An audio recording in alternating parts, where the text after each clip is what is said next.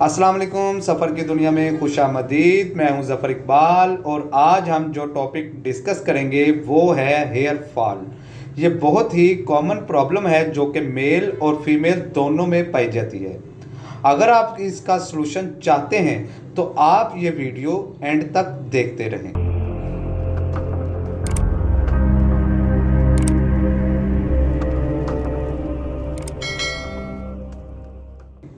सबसे पहले हम बात करेंगे इसकी इंडिकेशन से मुतालिक कि ये बाल क्यों झड़ते हैं, गंजापन क्यों होता है।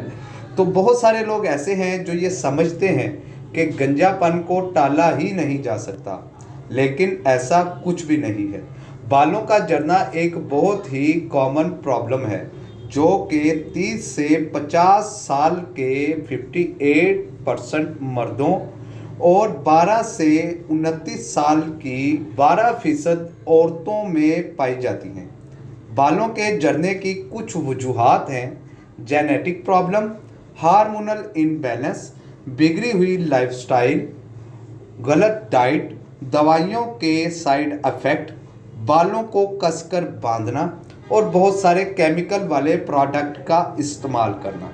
कई बार PCOS, थायराइड डिसऑर्डर या स्किन से मुतल्लिक प्रॉब्लम जैसा कि स्किन इन्फेक्शन या एलर्जी, ये सब भी प्रीमेच्योर हेयर फॉल की वजह बन सकती है।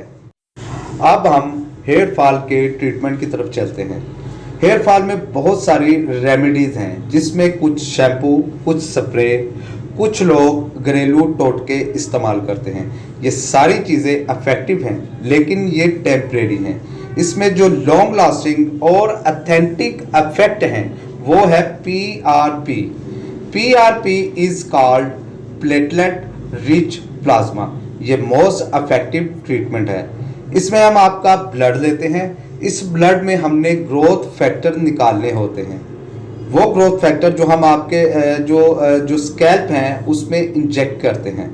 इससे फ़ायदा ये होता है कि आपके जो थिन हेयर हैं या जो बाल आपके टूट रहे हैं, जो वीक हैं, उसको स्ट्रॉन्गर करता है। आपके बालों का स्ट्रक्चर बदल जाता है जिसकी वजह से आपको थिकनेस फील होती है और वॉल्यूम इंक्रीज हो जाता है और आपका हेयर फॉल जो है वो बहुत ही स्लो डाउन हो जाता है। ये बिल्कुल भी एक पेनलेस प्रोसीजर है। इसमें किसी भी किस्म का दर्द नहीं होता। 30 से 40 मिनट का प्रोसीजर है। इसमें सेशन होते हैं। आपने 1 माह के गैप से सेशन लेना होता है और 2 सेशन के बाद आपको मैक्सिमम रिजल्ट मिलना शुरू हो जाते हैं। आपका 80 से 90% हेयर फॉल जो है वो स्लो हो जाता है।